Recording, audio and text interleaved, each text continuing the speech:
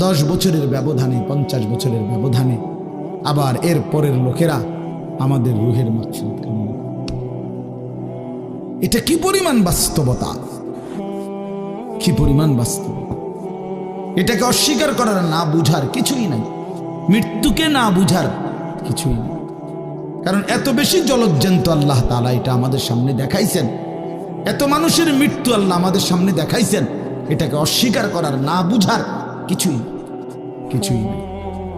গাফেল সন্তান কোনো কিছুতেই যাকে কোনো আসর করে না। আহা, আপনারা জানেন না, আপনাদের এক এক ছেলের অবস্থা হলো কলিজাটা পাথর হয়ে গেছে। কোনো কিছুই তার কলিজা নাড়ায় না। এত শক্ত জানোয়ার যে খোদার 365 দিনে কোনো দিন ফজরের নামাজ পড়ে না, একদিনও না। মানুষের বাচ্চা